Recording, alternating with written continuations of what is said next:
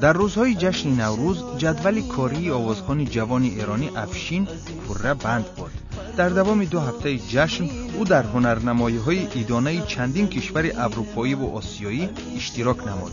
افشین میگوید برای اکثر آوازخوان‌های ایرانی درآمد از کنسرت‌های نوروزی خیلی مهم است، زیرا پیدا نمودن جای پا میان هنرمندان ایرانی در غربت آسان نیست.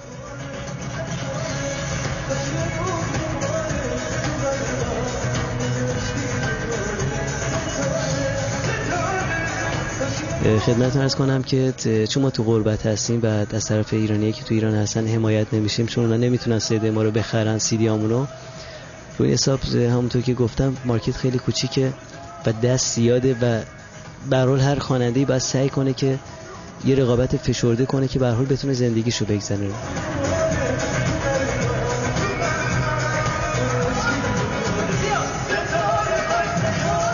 افشین تأسف می‌خورد که او و صدها هزار ایرانی مهاجر نمی‌توانند نوروز را در ایران با رقص و سرور تجلیل نمایند. تو ایران اون زمان که ما می‌خوندیم موسیقی قدغن بود و من یادم است بارها من گرفته بودم برده بودم بازداشتگاه به خاطر اینکه گیتار می‌زدم توی پارتی‌ها اینا. خدمت عرض کنم یه 12 سالی میشه ایران رو ترک کردم متاسفانه.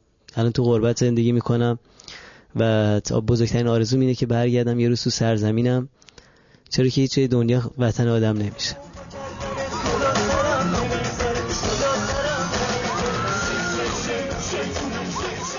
گفته‌های افشین را آوازخوان دیگری جوان نیما تصدیق می‌کند.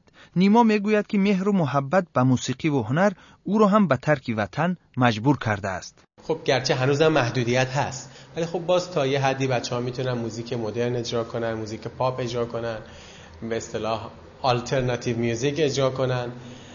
اون موقع چنین فرصت‌های اصلا نبود و ما بالاجبار توی زیرزمین خونه دوستامون جمع می‌شدیم، همونجا دور هم با کیبورد و گیتار و هر سازی که داشتیم روی کاست، روی نوار ضبط می‌کردیم برنامه‌هامون و آهنگامونو و دست به دست هم میگشت و خیلی سریع هم پخش میشد توی شهر. عشق یه چیزی مثل کشک و دوغه، تموم زندگی پر از دروغه، هیچ کسی رو دوست نداره. خانم شیرین فامیلی در سالهای اول انقلاب اسلامی دانشجوی بود. او میگوید زمان بعضی روحانیان اصلاً مخالف تجلیل نوروز بودند. که افراطگراها تلاش داشتن که عید نوروز رو به حاشیه ببرن. این تلاش به خصوص با شروع جنگ بیشتر شد و تلاش این بود که عید فطر و عید قربان بیشتر برجسته بشه، ولی هرچی اونها در این زمینه بیشتر تلاش میکردن و فعالیت میکردن، مردم با شکوه و شور بیشتری جشن نوروز رو برگزار میکردن.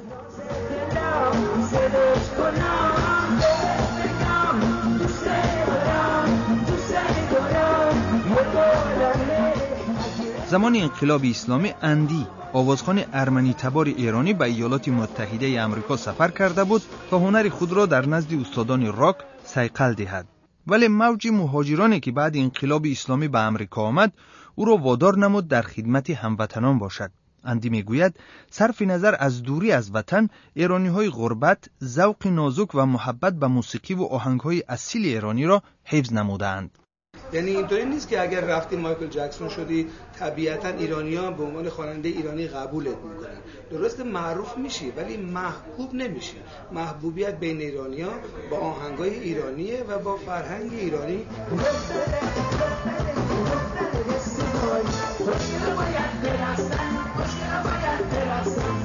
ولی تشکیل هنرنمایی‌ها در تالارهای خارجی و اصلاً پیدا نمودن شنونده در غربت کاری آسان نبود و هنوز هم تلاش زیادی می‌خواهد. یانس سیلیمارک رئیس شرکت موسیقی وارنر میوزیک اسکاندیناویا که از جمله نشر دیسک‌های موسیقی آوازخوان‌های ایرانی و برگزاری هنرنمایی‌های آنها در اروپا و آمریکا را سرپرستی کرده است، می‌گوید هنرمندان ایرانی در صحنه عالم جای پای خود را یافتند. به شرافت فناوری‌های جدید مانند اینترنت، یک آهنگ در یک روز تمام عالم را دور می‌زند. بر علاوه او می‌گوید در زمان جهانی شوی اهل عالم در نوبت اول به سلیقه هنرمند و آهنگ‌های دلنشین توجه دارد، نه به زبان. 6 سال پیش ما همکاری با هلینا پاپاریتسو و گروه انتیک را شروع نمودیم. این گروه فقط با زبان یونانی ترانه میخواند، ولی ما در سرتاسر اروپا معروف شدیم. خلاصه برای کامیاب شدن در اروپا و یا شوئد حتمی نیست که شما تنها با زبان انگلیسی هنرنمایی کنید.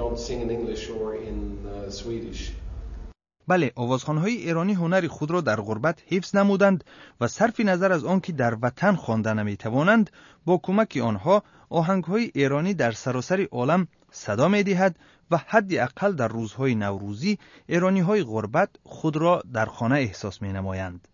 اما همصحبتمان شیرین فامیلی می‌گوید باز هم ایرانی‌ها امید دارند که روز نوروز را در وطن جشن می‌گیرند.